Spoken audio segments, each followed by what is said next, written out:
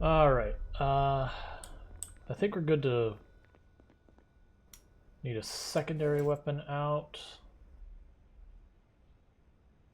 So basically where we left off with this was I've acquired a whole bunch of food, but it's a nice little hike away from home. So I unfortunately have to make a couple of laps dragging the crap home.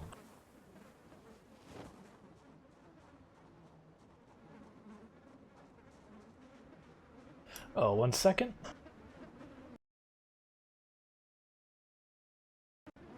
Bring up the to-do list.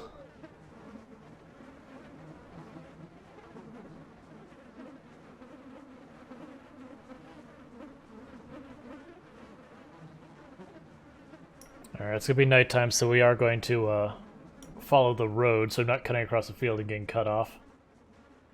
But yeah, so we were fortunate that I grabbed, I think it's like 5 entire sacks of potatoes. They're not fresh anymore, but they're not rotten, so we'll see if I get any real time out of them. But besides that, I got a whole bunch of canned goods, some various other nonsense, so trying to grab all that. So far, the power's held up for us. I don't know how long that's going to be. We are on day 19, so realistically, we're going to lose power any time now. When we do, a lot of the produce I've been finding is going to go. But the good news is where I got all this canned food that I couldn't get into because no can opener. I have a can opener now. So that makes our life easier. And the funny thing is, just earlier in that other stream where I was, or not the other stream, when I was playing with the friends where I went to find the generator manual, that was actually this same road we came across to find it, was we went to the Good Book bookstore here in town.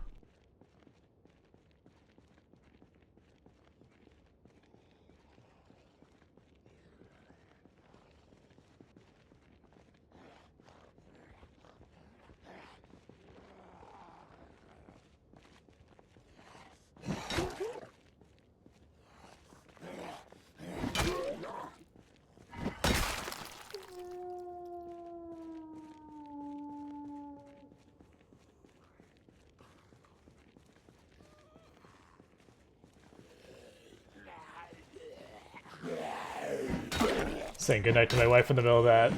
I was like, I can't lead over farther. Zombie.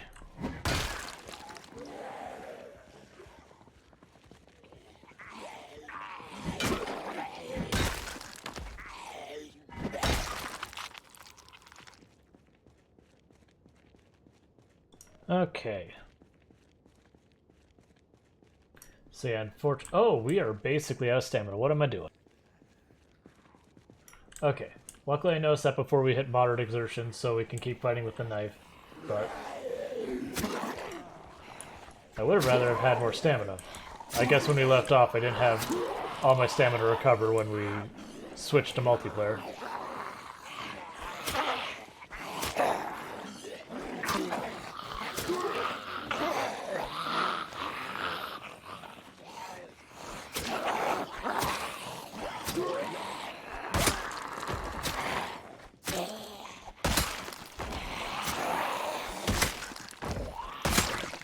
We're also just about due for a second helicopter. So that is a pretty significant concern. But part of me hopes if the helicopter does show up and I'm doing this kind of nonsense, that we can just draw the zombies to someplace I just don't even care about for now. I was surprised how many zombies are down this way. And don't know if they spawn down that way. You know... Like... You know, we're just clearing them out, which is fine. Or if they were zombies that the first helicopter I drug, all the ones from Ekron over here in this giant field. So there's a good chance that it could be zombies from Ekron that we've just dumped off and have spread all over the map. Because we've also had a bunch of meta events moving zombies around as well.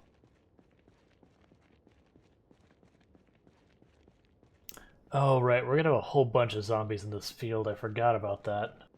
Like, we skipped a lot of big packs because it was getting a little bit late. We didn't have a whole lot with us. We were overburned, so I was like, alright, let's just sneak around. That's alright, we'll figure it out.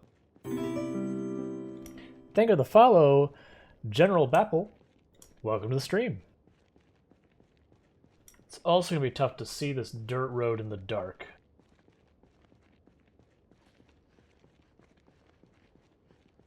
Eating our cold meat patty. Delish. Oh, I should save that. That gave us actually quite a bit of food. Alright, this is the dirt road.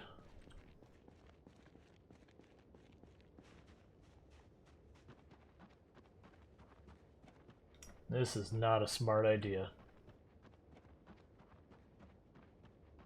Because I cannot see particularly well. As a reminder, I do keep a filter on stream that increases the gamma about 15-20% for all of you versus what I see. So when I say it's dark and I cannot see the zombies in the night in the fields and that, I mean it. Like right now it's not too bad for some reason. But there are nights where it's like that one wearing all black, if he was on the dirt road, I would not be able to see him outside that one little like white patch. Oh, you have a nightstick. Let's talk. I am in need of your nightstick.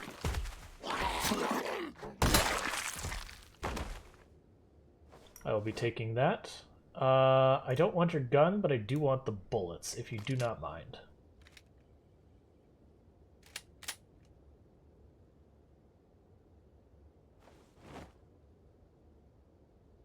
Because I'll wait... Hey, Cosmic Experience, how's it going?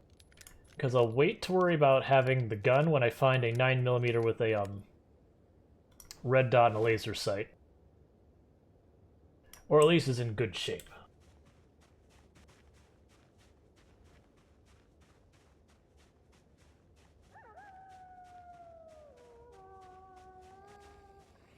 Yep, we are playing, so far as everything going, we're playing vanilla. We're on 16x... Oh, 1 second, I forgot to update my title.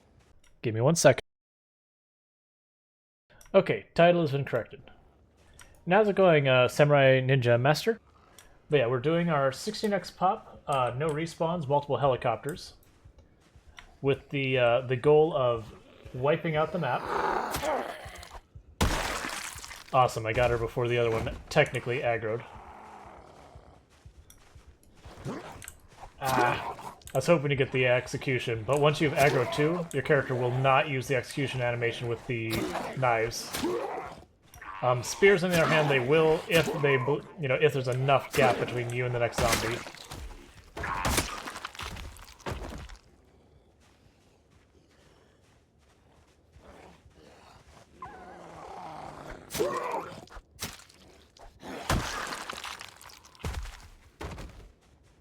Yeah, so right now, our goal is to actually get into Ekron, which for those who know the map, they go, but wait, you're going the wrong way. And you are correct.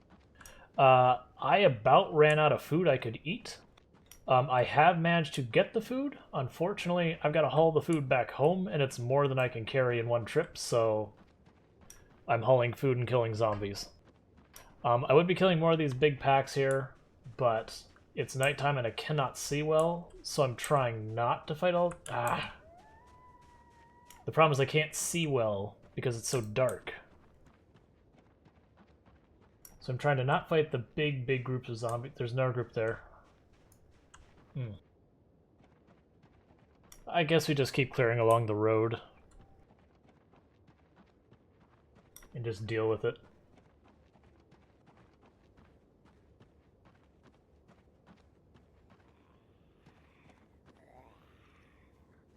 But the only mods we have that affect gameplay in any way is I have Pillow's random spawn mod, which just means I don't get to choose where I spawn. It drops me wherever it wants me. In this case, it dropped me in the Ekron Pharmacy, which on one hand, it's nice to get a bunch of medicine. On the other hand, you don't ever want to get hurt in the first place, so most of that medicine will remain unused forever.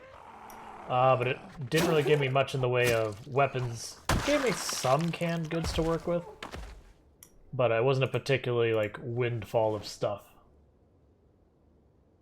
I think I would much rather have just dropped into some random house where I can get a couple of tools, some books, or whatever.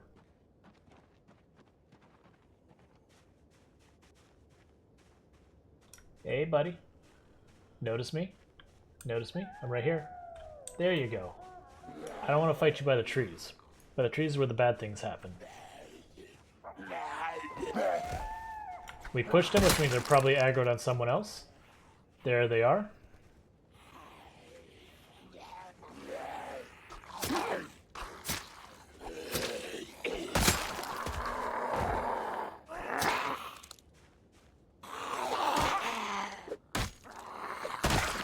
And I've got stamina, which is the reason I switched. Save the hunting knives as much as I can for when I don't have much energy to work with. But otherwise, the only other mod I have that affects gameplay is one called Auto Mechanic. It doesn't give me any advantages. It just, when I go to do mechanic skill, instead of going right-click, uninstall, right-click, uninstall, right-click, uninstall, and repeating forever, it'll go through that for me, but it doesn't, like, give me any unfair advantage. It just saves me clicks. Like, it doesn't go faster, other than, you know, having superhuman speed on clicking. But those are the only two that affect gameplay in any way. All the other mods are purely informational or UI. Like some of the other mods I have is minimal display bars, which is the thing up here in the top left. Lets me know when I'm low in stamina before I see the moodle. And weapon condition indicator, which shows me how close my weapons are to breaking. Again, you can argue it gives me an advantage because I know when it's time to back off because the weapon's about to go or whatever. And that would be fair, but it's not actually changing the gameplay.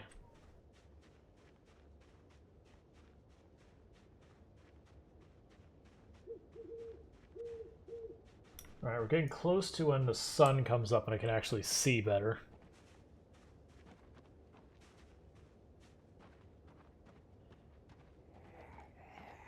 Gotcha! If you have any questions, I'm more than happy to help. When I'm not in quite a tight spot, I've got a bunch of tricks I can show you. Thank you for the follow, Cosmic Experience. Welcome to the stream.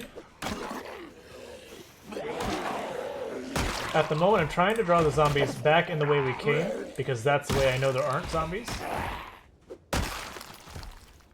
One of the things that a lot of people make as a mistake is when they're fighting zombies, yes, you should backpedal. You should just about always backpedal. But they'll backpedal into a way they have not cleared, so they're backpedaling into a way that they do not know is safe, safe in quotes, because it's never truly safe, but safe-ish.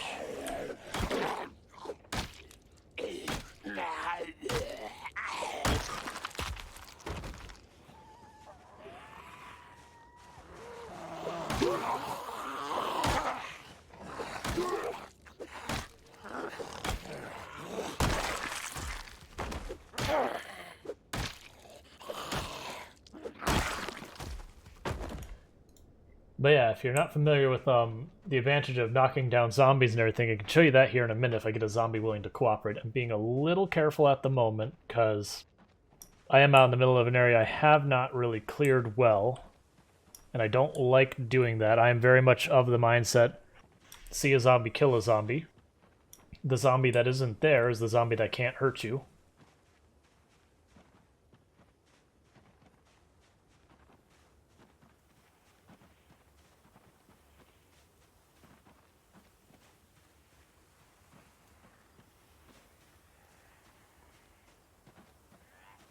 Alright, looks like I'm going to have 3, maybe 4. Yeah, I basically have the whole group. That's fine. We've got some space cleared behind it. I don't like fighting up and down if I can help it. It's hard to gauge your range.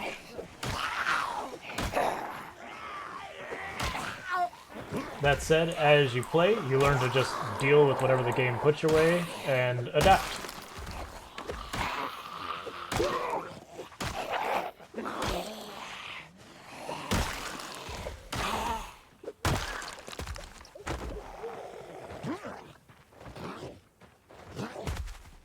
So here's one pro tip. You know how the zombie fell down? I can stand on the zombie all day long. It can't hurt me. I am perfectly safe. I've made entire meals on top of zombies. I've eaten them all. As long as something is standing on top of a zombie, it can't hurt you. Whether you're standing on top of the zombie or another zombie. I'm going to kill it because it's noisy and I don't like it. But that being said, you know, don't like... there is one caveat. If the zombie is a crawler, Don't stand in a crawler. They will bite your ankles and you'll regret it. No. It depends on what I'm doing. Like this challenge is basically to have the maximum possible number of zombies the game supports and to quote unquote kill them all. We're not literally going to go skulking through the woods looking for every last zombie, but the goal is to wipe out all of the major towns and such. A few things I'll also show because I haven't shown it yet this stream. When you start the game, one of the first things you want to do, go into options. Here's the options I would recommend you change. Blood decals. You want to set that to either 10% or none. The higher population, the more important that is. Blood decals never go away, so every time you kill a zombie, there's a little splatter of blood on the ground. It is there forever. For lower populations, not a big deal, but it will gradually build up to be more and more of a performance ding if you don't get rid of that. ISO cursor visibility, I would recommend 50 or 75%. I'm using 50, and I'll tell you what that is here in a second. And then aim outline, I believe it starts at none. I recommend any weapon. That is one I would highly recommend. So, with the ISO cursor visibility, if you see that little circle with a line coming off it, that's coming off my mouse, that's the ISO cursor. That's where my character is actually aiming my attacks. And you'll notice I don't keep it close to me. And the reason for that is if the zombie is here and I have my cursor there, it only cares what direction I'm swinging, not where I'm swinging. It will still hit, the 2 feet in front of me kind of thing. But making that highly visible is really helpful to keep track of. Yep, and then the any weapon, if you just watch when I fight zombies, you'll see the green outline that tells me what zombie I'm hitting and that it's in range. And that's helpful because there are a few fringe cases where the zombie that you as the player would be like, that's the zombie I want to kill. But the zombie the game thinks you should hit don't align. And it's really good to know that before you commit. Like, for example, if you have a crawler and a zombie that is starting to get up in the same spot, you'll prioritize the zombie getting up, not the crawler. Which I disagree with heavily, considering the crawler can bite my ankles, versus the one getting up will hurt me in a few seconds, but is not an immediate threat.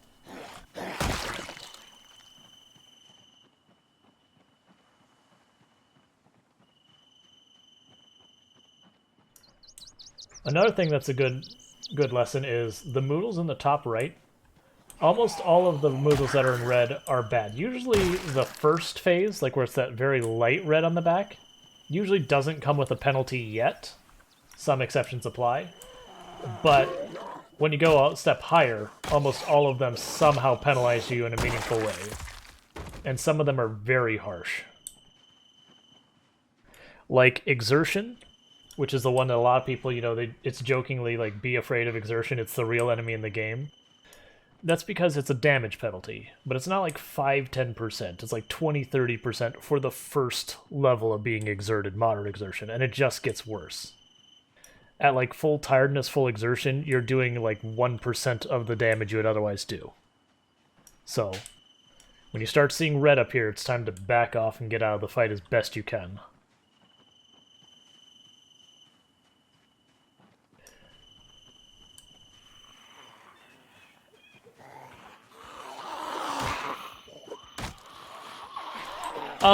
It's not never run.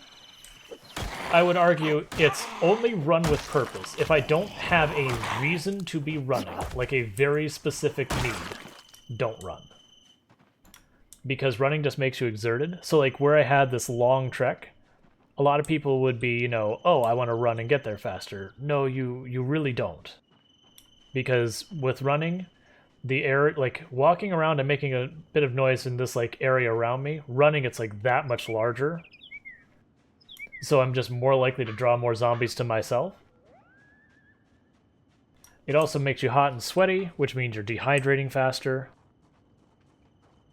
And then on top of that, you're getting exerted faster, which is no good. So it's, run with purpose. Like you'll watch whenever I do, like we might get a helicopter here pretty soon. If I get a helicopter, you'll find I run, but what I'll do is I'll walk most of the time, and then when I have like a group of zombies here and a group of zombies here, and they're kind of closing in on the path I want to take, I will run just to get past them, and then I'll go back to walking. So it'll be like, 4, 5, 6 steps, and then I'm back to walking again. Right, and I got a whole bunch of food stashed away in this house. And I'm trying to bring the ice cream parlor, because we're trying to push a town to the north.